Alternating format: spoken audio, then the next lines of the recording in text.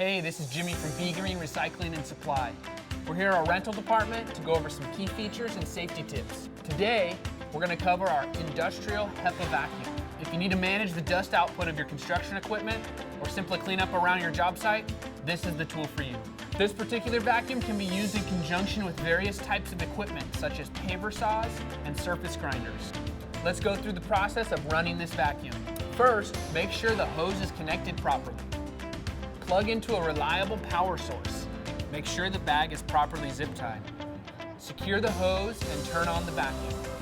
Now, you're ready to go to work. During normal use, the vacuum might need to be purged. You will know that the vacuum needs to be purged when the manometer goes into the red. To purge the vacuum, remove the hose while the vacuum is running and place the plug in the vacuum intake.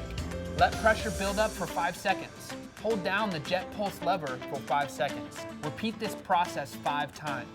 This will clean the vacuum pre-filter and ensure the vacuum is running at peak performance. When you are done with your project, remember to use the provided zip ties to tie off the dust bags. Our recommendation is that you apply 2 zip ties approximately 3 inches apart and cut in between. Lastly, dispose of all bagged materials properly. All right, I hope this video was helpful. Let us know if you have any questions, and we'll see you soon.